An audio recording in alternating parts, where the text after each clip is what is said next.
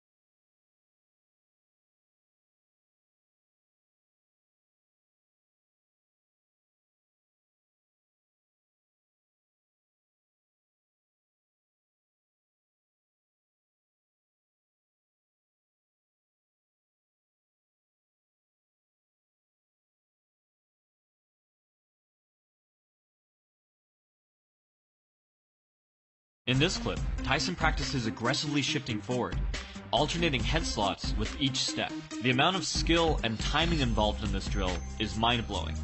Tyson usually closed the distance before he had a chance to slip this many times.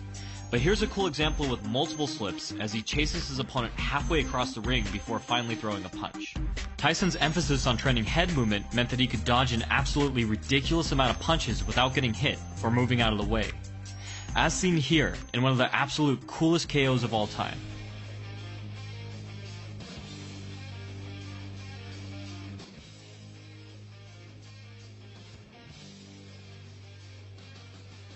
That's it for now.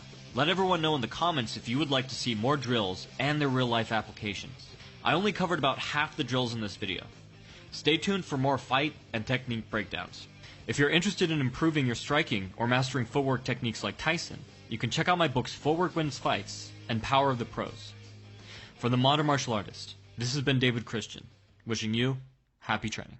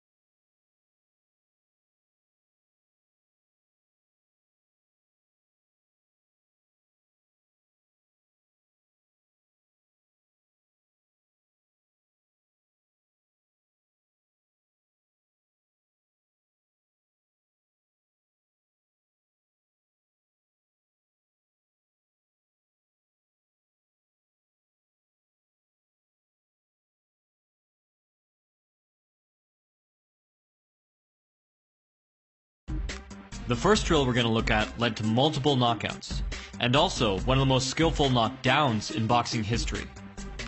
Here, Rooney demonstrates a fast jump turn to quickly change angles and set up a new line of attack. As a multi-stance fighter, Tyson can use this technique in either direction. Rooney taught this as a technique to help escape the ropes, and it worked beautifully. In this fight, Tyson's opponent had him backed up against the ropes. Tyson turns off angle, finding a path around his opponent's guard and landing a short, jarring uppercut. Having placed his lead foot outside his opponent's, he can now continue stepping around to stay one step ahead. A short hook sends his opponent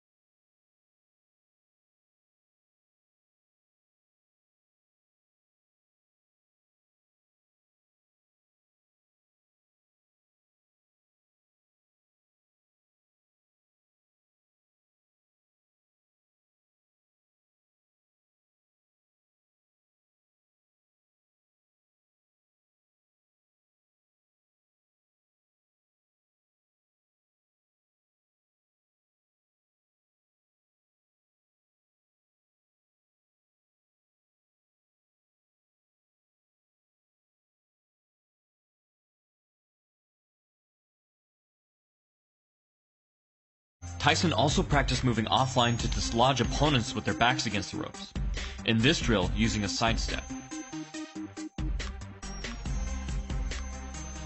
Here's a cool example from one of Tyson's amateur fights. In the pros, his opponents usually had the sense to try to shell up.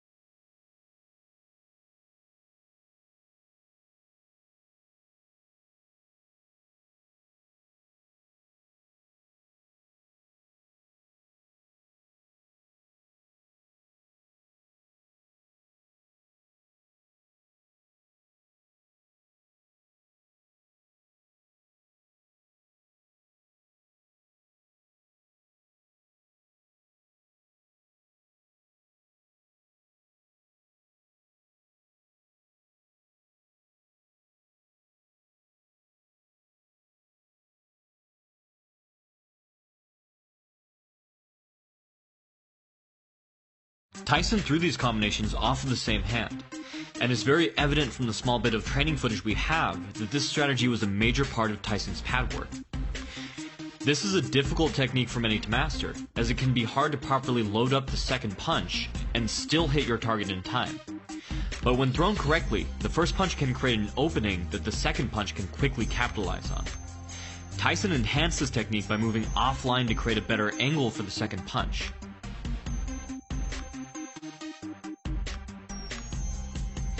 Here Rooney demonstrates shifting forward in the southpaw to hit with the new lead hand.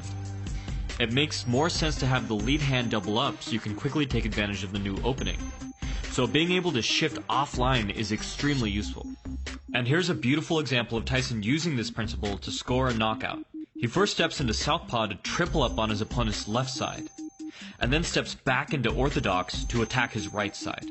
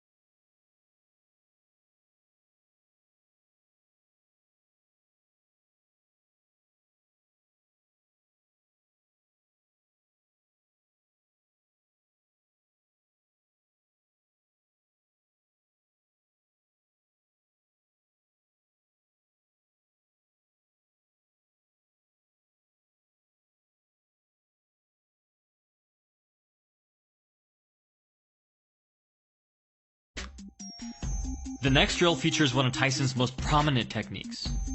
Tyson would step in deep, far deeper than most any boxer, and slip inside to crowd his opponent and set up powerful angles for his lead hooks and uppercuts. A great deal of Tyson knockdowns were landed by a slip followed immediately by a lead hook. Here's just a few.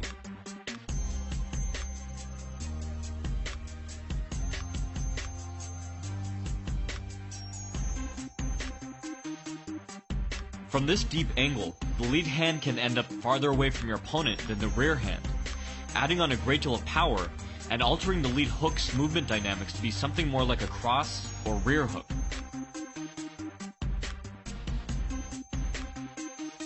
This worked perfectly for Tyson's multi-stance footwork, which I've already covered fairly extensively in other videos. One of the most effective ways Tyson set this up was to first throw a jab to draw an attack, before slipping his opponent's counter, and then firing back. Rooney drilled multiple variations of the slip counter and jab slip counter with Tyson, and is a great staple technique for any fighter.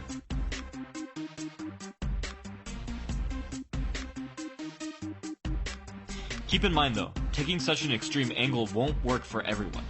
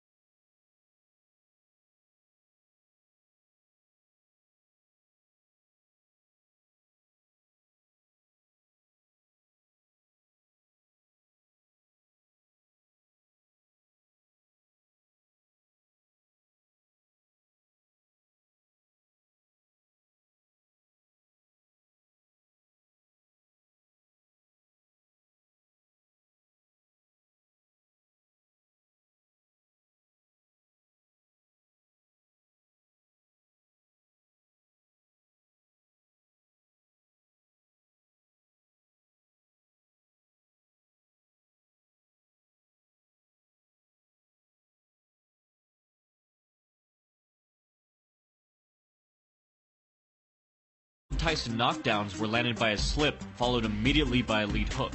Here's just a few.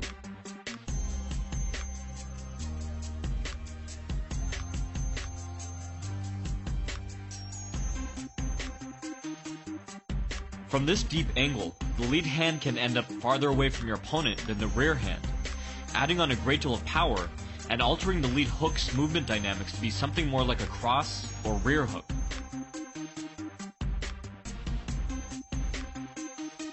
This worked perfectly for Tyson's multi-stance footwork, which I've already covered fairly extensively in other videos.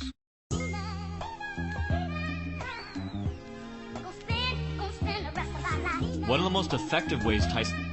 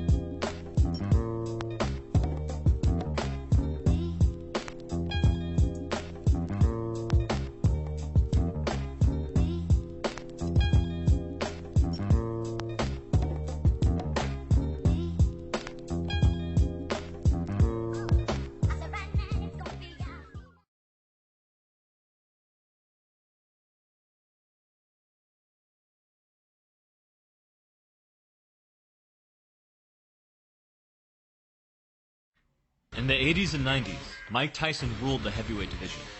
He used Cus D'Amato's peekaboo style of boxing to destroy every opponent in his path. Last time, we looked at some unique drills that Tyson practiced with trainer Kevin Rooney.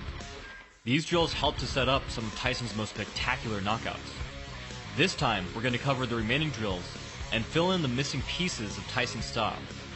This breakdown will get a bit more advanced as we delve into how these techniques work together, the simple elements creating a complex and unique system of fighting that permanently changed the sport of boxing.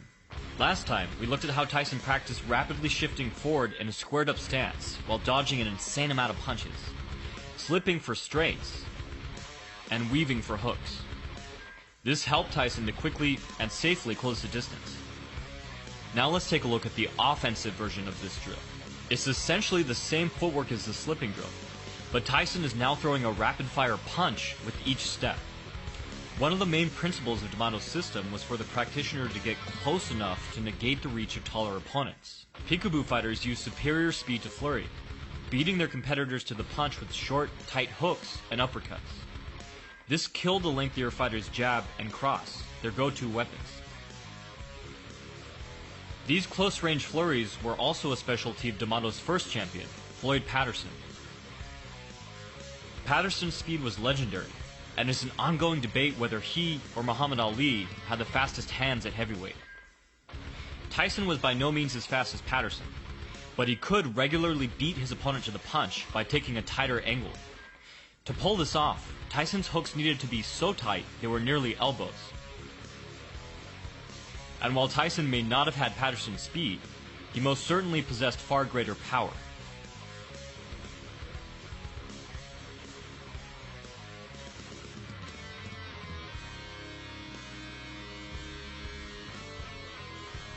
To create openings for these close-range punches, Tyson's hips and shoulders had to be squared up with his opponents. To get there, he used some of the drills covered in the last video. Of course, Tyson's competitors usually did their best to keep their stance narrow and stay safely sideways, pivoting out to regain their defensive position. But obviously, this rarely worked.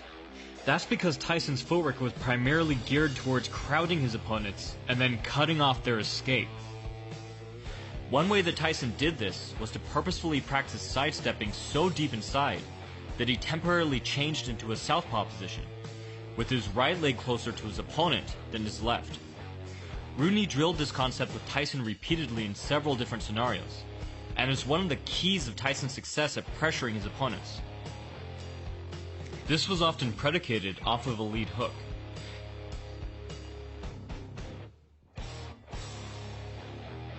As his opponent tried to pivot out of the way, the lead hook would change mid-air into a rear hook, and Tyson was in an ideal position to follow up from southpaw.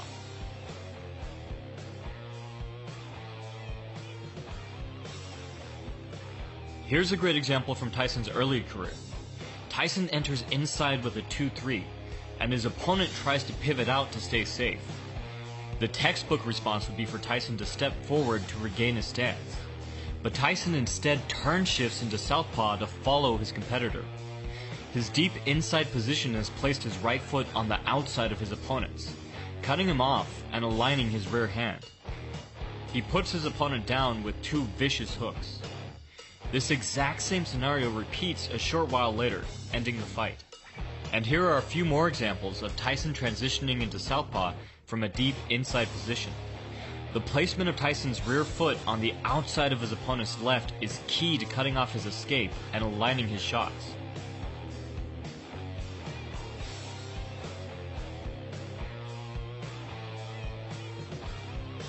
The next drill is a great example of how Tyson put his combinations together so that each punch set up the next. And this one was demonstrated by Cus D'Amato himself. As mentioned last time, Tyson would double up on attacks with the same hand, attacking the body so that the opponent would adjust his guard and expose his head. Tyson's hook-uppercut combination was a variation of this that resulted in multiple KOs and knockdowns. Here are just a few.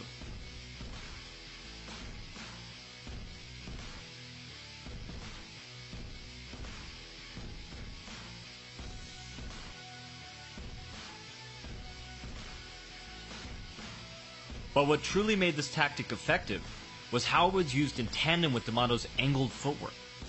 Having already stepped inside and squared up his hips with his opponents, Tyson would step in even deeper, D'Amato shifting and changing both himself and his opponent into a southpaw position, with each now having their right legs forward.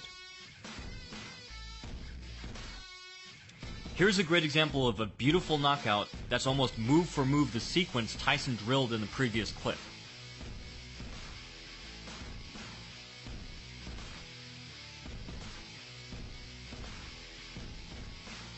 This technique is startling to opponents used to fighting with only one stance, and resulted in multiple KOs for Tyson.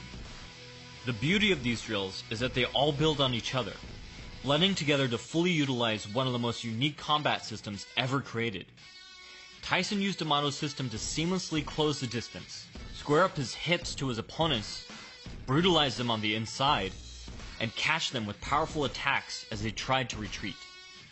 It's a phenomenal example of creating complexity through simple principles. If you would like to learn more about Tyson's footwork, you can check out my book, Footwork Wins Fights, or check out Power of the Pros to learn more about generating power in your own strikes. From the Modern Martial Artist, this has been David Christian, wishing you happy training.